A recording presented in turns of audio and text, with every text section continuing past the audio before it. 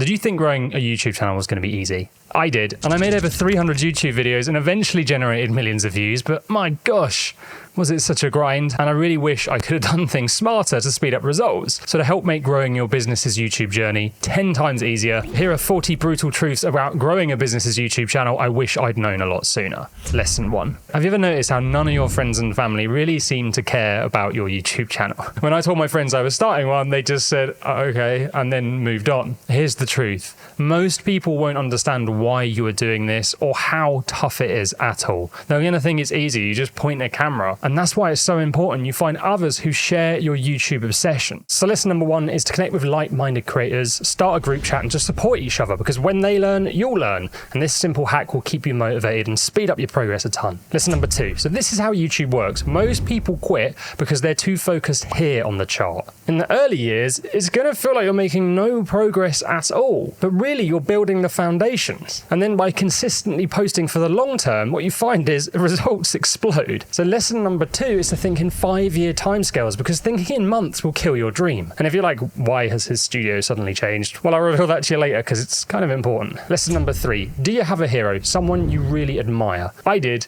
And I couldn't believe it when they started to DM me. In fact, I've seen creators with 400 views on a video land giant corporations as clients, and Hollywood directors comment on small channels about screenplays. So right now you might be looking at your views thinking they're small, but you never know who's watching. So lesson number 3 is to treasure every view you get, because you only need one to change your life. And I see this happen way more than channels blowing up. Lesson number 4.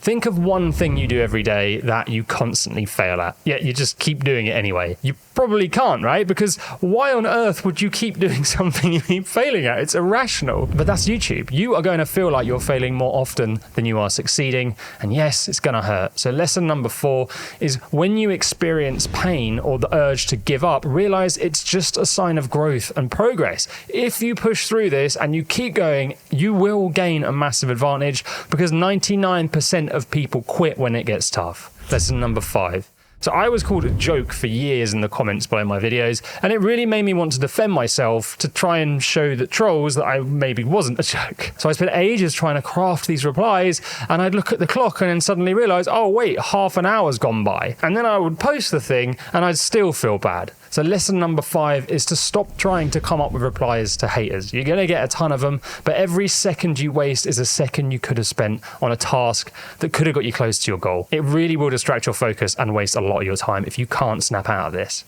Lesson number 6. When I realized most of my mental battles were because I had an ego, it changed everything. I stopped worrying about trolls, I stopped checking in on my competition all of the time, and I was more open to getting feedback, and that feedback made a massive impact on my channel and my business. So lesson number 6 is read ego is the enemy. You'll get to the end and realize almost every negative feeling you have is because of ego, and when you can get rid of it, YouTube's way more enjoyable. Lesson number 7. So my friend went to meet the biggest channel in his niche, and I asked him, how did it go? And they said, yeah, it was strange. They're so obsessed trying to get views on their channel, they don't think about the business side anywhere near enough. So although our views are tiny in comparison, we're making 10 times more. Lesson number 7 is to stop comparing yourself to others. The biggest channels are not always the most successful. Many get so caught up in their views that their business is a complete mess, they don't earn that much, and they work insane hours, and if I'm honest, their lives are a total show. The grass is never as green on the other side as you think. Lesson number 8. Do you ever struggle for motivation? If so, watch podcasts and videos about other creators sharing how they had massive success from outside of your niche. Seeing other people succeed who you don't compare yourself to will really inspire you to make that next video, even if it feels like you're going nowhere. Lesson number 9. So I used to get so annoyed when someone else in my niche would blow up and I'd say, I don't get it. My videos are so much better than theirs. It's not fair. But looking back, I was wrong. Yes, my videos were technically better, but I didn't understand what my audience really wanted. They got how to package and write content that really appealed to our viewers, even though it looked like crap. So lesson number 9 is to stop telling yourself that your videos are just as good or better than other channels growing faster than yours. You might think they are, but the audience is telling you otherwise. Lesson number 10. So when my old channel Film Booth blew up, the biggest channels in the niche with millions of subscribers all started to rip off my thumbnails and titles. And I was really crushed by this. It felt unfair, like they would get all the credit for using my ideas and I'd remain unseen. But it made no difference in the long run at all. And now I understand what copying actually means, which is lesson number 10. And that is that when people copy you, it means you're being recognized as a top creator. It's a sign of your own growth. And what you need to realize is the copycats, they never come out on top. They just sit in the wake of the person who had the original idea. If you blow up a video and start getting traction, everyone else will copy you. Don't waste the time letting it bother you. Lesson number 11. Are you afraid of YouTube? Most people are, and as a result, they live in fear of taking a break in case the viewers don't come back or YouTube forgets them. Years ago, I was so scared of not posting because of this, I was more willing to put my health on the line than stop. But when I finally took a break, I came back to the channel 2 weeks later and it had grown without posting anything and my next video did fine. So the lesson here is that when you have a following, stop posting for 2 weeks and just witness as the world doesn't fall apart. You're going to lose that anxiety that you always have to get content out to stop your audience forgetting you, and you're going to come back refreshed, and it makes it way more fun. Lesson number 12. If you really struggle for time to grow your YouTube channel, whatever you do, don't add more to your plate and try to go on LinkedIn, Twitter, Instagram, and TikTok too. Spreading yourself too thin means you get no results in any of those places because they all require a lot of time. So if you're serious about YouTube, you need to quit everything else and give it 100% of your focus, and that is how you will get results. Lesson number 13. If it takes you 30 minutes to set up your equipment, and you do that 4 times a month, that's 2 hours of setup a month. If you shoot 4 videos at once, you set up once, which means you save an hour and a half. So lesson number 13 is simple. Batch film. Always batch film 3 or 4 scripts. Over the year, it's going to save you days. Lesson number 14. So you probably always feel like you just don't have enough time for YouTube, but this is going to fix it. So to get shit done in your diary every day, just block out an hour or 2 with no interruptions to focus on writing, editing, or packaging. Now that might mean you have to sacrifice something else, but you won't meet anyone successful who didn't. If you're serious about this, you need to make time for it daily and prioritize it above everything else. If you don't, you're going to struggle. Lesson number 15. Have you ever stopped to consider that the reason your videos packed with amazing information don't perform is because you make your viewers feel awkward? Now, I've worked with hundreds of YouTubers, and this problem is way more common than you'd expect. The second a viewer hits play, they judge you. And if you lack confidence, it hits your credibility, and it makes them feel a bit icky. So lesson number 15 is to always, no matter how good you think you are, keep trying to improve your presenting because you can never be too good at this. Lesson number 16. Are you too familiar with your viewers? Most people forget that 99.999% of them have never heard them, don't trust them, and don't have any idea at all if they're credible or trustworthy. And the mistake they make is talking to them like friends instead of strangers. And this is why lesson number 16 is to always assume the audience has no idea who you are or what you do, but to make them want to know with amazing content that builds your credibility. Lesson 17. So never make what you want to make and then get upset that it didn't get many views. YouTube is about your viewers. It's about what they click on. It's about what type of content they like to digest. And it's about the style that appeals to them. If you just assume your idea is a good idea because you'd watch it, you're setting yourself up to fail. Lesson number 18.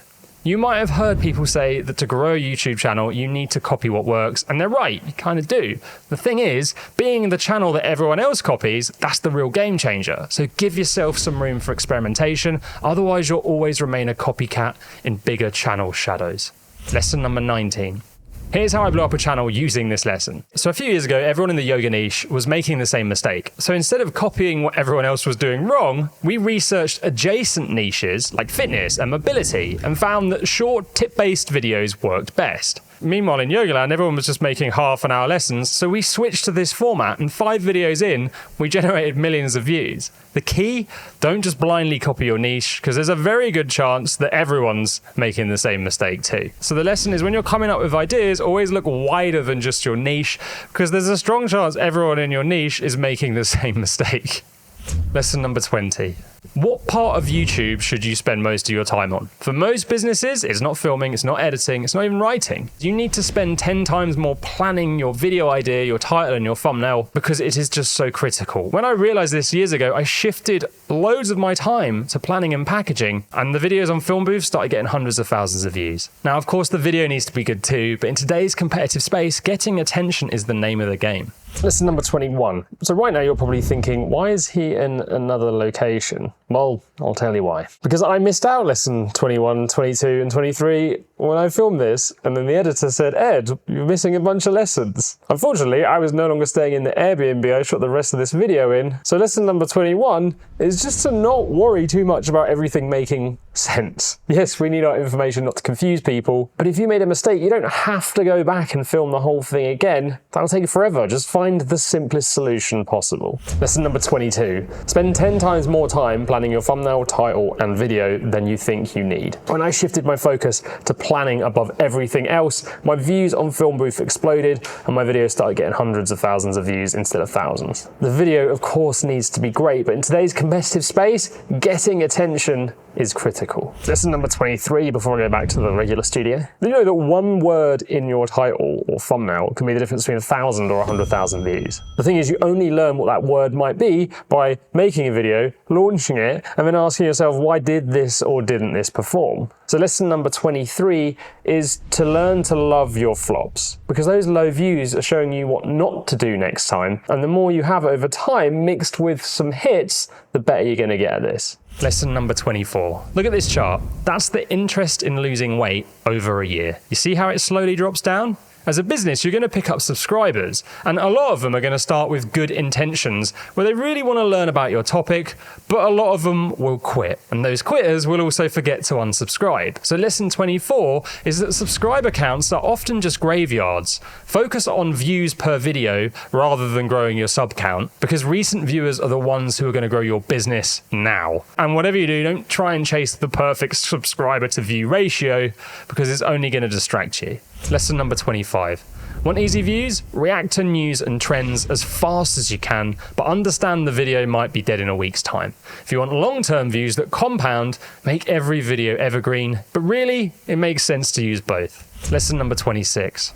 Imagine spending 10 hours a day, 7 days a week making a video, and then doing that for 11 videos in a row, only for every single one of them to flop. That happened to me years ago. But when the 12th video exploded, YouTube pushed the others too, and everything changed. So lesson 26 is that consistently making quality may feel like a waste of time, but when a video finally pops, your old videos can blow up too, creating binge sessions that set you apart. So most people make YouTube so much harder than it needs to be by trying to come up with new ideas for every video. Lesson number 27 is going to save you hours and get you more views, because all you need to do is just repeat what already worked on your channel, but just a little bit different. Now, viewers won't go, oh, it looks like the same sort of video, because they actually like what's familiar to them. They trust it. So if you have a hit, you have to follow it up, and you'll probably find you have another one. Lesson number 28. What would you rather? What's in this hand, which is candy, or what's in this hand, which is candy so sweet, it'll make you question how the f*** every other candy company on the planet dares to even call itself candy in comparison. When I realized that people click on dramatic and big exciting claims, it changed everything for me. So always inject this into your titles, because no one wants to eat boring candy when there's other options available. Lesson number 29. Tell me what this video is about in 1 second. Now tell me what this one's about. Lesson number 29 is to keep your titles short, ideally under 50 characters, because they're just so much faster to recognize and digest, which means you stick out and stand more of a chance of getting a click. Lesson number 30. I'm going to read your mind. Okay, ready? Read what's on screen right now. Lesson number 30 is all about understanding the importance of image hierarchy. What you need to do when you make a thumbnail is work out what the most important thing that needs to stand out to your viewers, and then design it so nothing else gets in your way.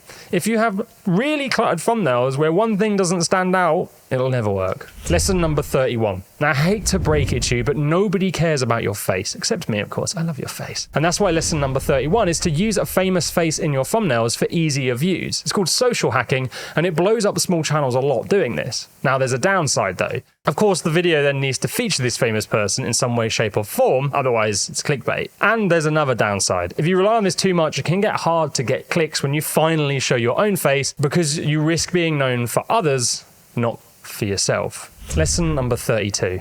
Anyone who's ever blown up on YouTube eventually realizes just how important this is, and they would never go back after. And that is, they realize you have to make your thumbnails and titles first, because you need to work out if anyone will click on your idea and make it.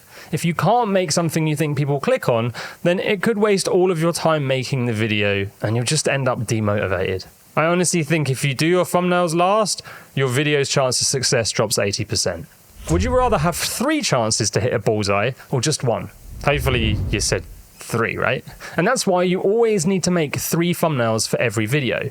Because if the first one doesn't work out, the second or the third might. Using this approach, I've turned countless flops into hits, because we just don't know what's going to work, so never limit your video's chance of success just with 1 image.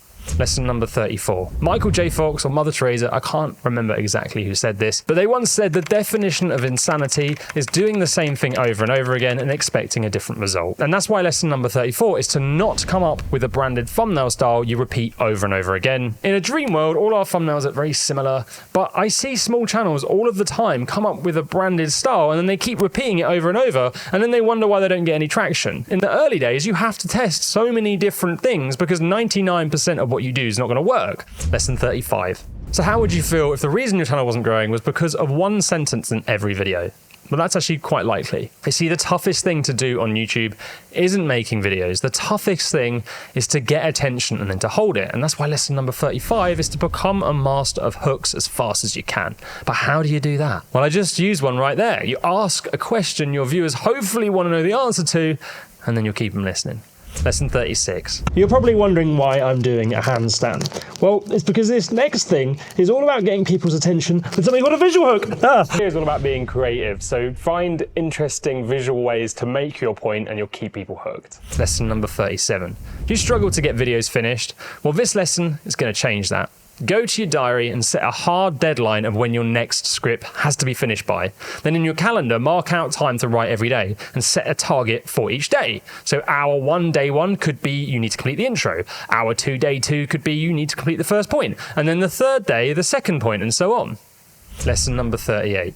After hours writing a script, you end up so close to it you can't see the bigger picture. So lesson number 38 is to simply finish writing and then just ignore it for a few days, ideally a week, and then come back and read it out loud to yourself. And what you'll find is you start to spot repetition, confusing areas, and you'll edit it so that your video levels up a ton.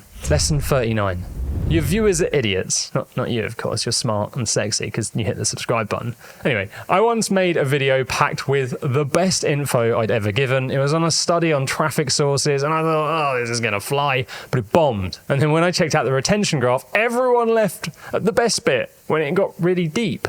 So I thought, hang on a sec, they left at the deep bit. So I decided to plan a video that was super simple instead. And when I went to hit publish, I was actually nervous because I was thinking people are going to be like, Ed, are you taking the mick out of us with how basic this is? But it got 900,000 views. So lesson 39 is that viewers don't care about how smart you are, only how smart you make them feel. Simplify everything. You can't make things too easy to grasp. Lesson number 40.